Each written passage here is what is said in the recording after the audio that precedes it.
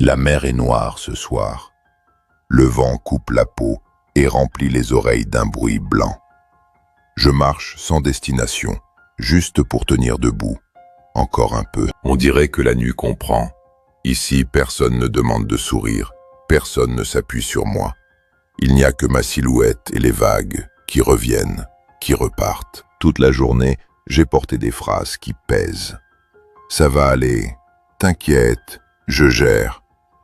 Comme si mes mots étaient des planches au-dessus d'un vide. Je les ai dites avec la voix stable, les gestes précis. J'ai répondu vite, j'ai rassuré fort. Et j'ai laissé derrière mes yeux quelque chose se fatiguer en silence. Il y a des gens qui appellent quand ça tremble. Et moi, je réponds. Je suis devenu ce numéro-là, celui qu'on compose quand on a peur, quand on craque, quand on n'en peut plus. Et ça, je l'ai aimé. J'ai aimé être utile, être fiable, être solide. J'ai aimé qu'on se sente mieux grâce à moi, sans voir ce que ça me coûtait. Parce qu'à force d'être le mur, on oublie qu'on est fait de chair. À force d'être l'épaule, on oublie qu'on a besoin d'une main, parfois. Juste une. Je m'arrête près d'un banc humide. La mer respire fort, comme un animal immense. Le froid traverse mon manteau et arrive jusqu'au cœur, sans demander la permission. Je ferme les yeux. Et je revois les messages tard le soir, les « tu peux venir », les « dis-moi quoi faire ». Je revois ma fatigue avalée, rangée, comme un secret honteux. On ne m'a pas forcé. Je me suis offert. J'ai confondu l'amour avec l'endurance. J'ai confondu la loyauté avec la douleur qu'on supporte sans bruit. Le vent me pousse, comme s'il voulait me faire plier. Mes mains tremblent. Pas de peur, non. De trop plein. De tout ce que je n'ai pas dit. De tout ce que j'ai retenu. Je me surprends à murmurer. Mon cœur est fatigué d'être fort. Et la phrase ne sonne pas comme une plainte. Elle sonne comme une vérité, enfin posée au sol. Je reste immobile quelques secondes. Le sel colle aux lèvres. Le froid pique les paupières. Je laisse le vent faire le tour de moi, comme pour vérifier si je tiens encore. Dans ce bruit de mer, j'entends des bouts de journée. Des merci, des t'es incroyable, des sans toi je sais pas. Des compliments qui ressemblent parfois à des menottes. Je me demande depuis quand je serre les dents pour paraître calme. Depuis quand je réponds « ça va » avant même qu'on me pose la question. Depuis quand mon corps dit non à ma place. Je cherche un souvenir où j'ai demandé « et moi ?» Je n'en trouve pas. Ou alors je le vois flou, vite recouvert par la honte, comme si avoir besoin était un défaut. Je revois une table, une lumière chaude, des rires. Moi aussi je ris, au bon moment. Mais à l'intérieur, je compte les minutes. Je compte ce qu'il me reste pour tenir le rôle. Je ramasse un caillou, je le tourne entre mes doigts. Et je le jette. Il disparaît dans le noir, sans trace. J'envie cette simplicité, tomber et ne pas s'expliquer. Les vagues effacent ce qu'elles touchent, mais rien ne disparaît vraiment. Tout revient. C'est peut-être ça le pire. Recommencer chaque matin, comme si on n'avait pas mal la veille. Alors je marche encore, lentement, pas pour fuir, juste pour faire de la place dans ma poitrine, pour que la vérité respire, pour que le cœur cesse une seconde de faire le héros. Une vague frappe plus haut, éclabousse mes chaussures. Je ris sans joie, un souffle court. Même la mer a le droit de déborder. Pourquoi moi, je m'interdis ça? Un pas derrière moi, puis un autre. Quelqu'un passe, capuche serrée, et ralentit. Pas de curiosité, juste cette prudence douce qu'on a quand on sent une fissure. La personne ne me demande rien de grand, elle dit seulement très bas « ça va ?» 2 mots, et pourtant, j'ai l'impression qu'on me retire un poids du sternum. Je pourrais mentir, comme d'habitude, dire oui, sourire, continuer, mais je n'ai plus l'énergie de jouer au solide. Alors je réponds « non, pas vraiment ». Et ma gorge brûle. Elle ne me donne pas de leçon. Elle reste là, à distance, comme un phare discret. Et elle dit Tu as le droit de poser ça, même si ça ne se règle pas tout de suite. Je hoche la tête, je respire, et je comprends. La force, ce n'est pas tenir sans cesse. La force, c'est aussi rentrer, ouvrir la porte, retirer l'armure, dire « aide-moi ». Demain, je commencerai. Je reste encore 1 minute face au noir. Je n'ai rien réglé. Mais j'ai arrêté de mentir à l'intérieur.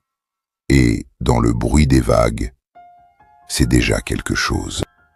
Je rentre sans sentir mes pas. La cage d'escalier sent la poussière froide. J'ouvre la porte et le silence me tombe dessus, lourd, comme s'il m'attendait depuis des heures. J'enlève mes chaussures, mon manteau, lentement, comme si chaque geste décrochait une boucle de l'armure. Et pourtant, dedans, ça reste serré. Le corps est là, mais il n'atterrit pas. Je m'assois, je regarde mes mains. Elles font semblant d'être calmes. Elles savent mentir mieux que moi. Je comprends que je ne suis pas fatigué. Je suis usé, à un endroit que personne ne voit. Le téléphone vibre. Une notification, puis une autre. Des besoins, des urgences, des petites détresses qui veulent une réponse. Et je sens la vieille mécanique se réveiller.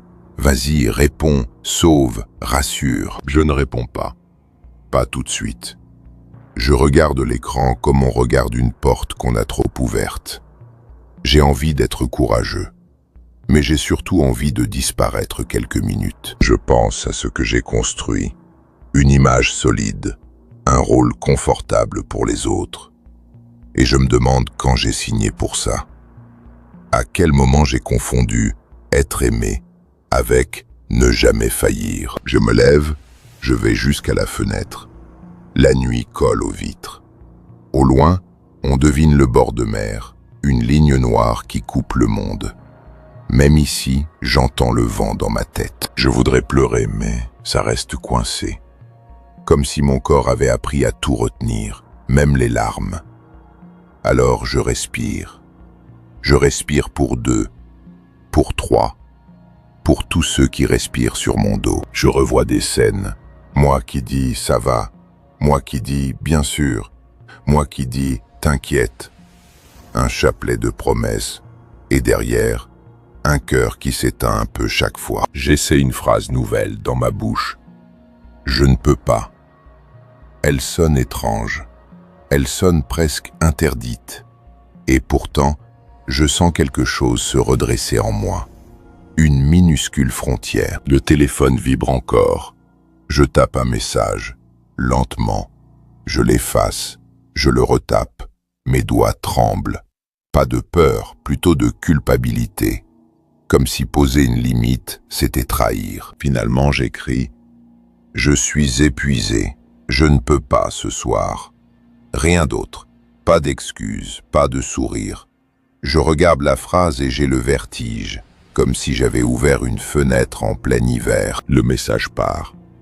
Et tout de suite, l'attente commence. La réponse, la réaction, la déception possible. Je découvre à quel point j'ai vécu en anticipant la chute, en réparant avant même que ça casse. Je m'allonge, mais le sommeil n'ouvre pas. Les pensées marchent en rond, comme des oiseaux dans une pièce fermée. Et je réalise, même quand je m'arrête, je continue à porter. Alors je fais quelque chose de simple. Je me relève. Je sors. Je retourne vers la mer.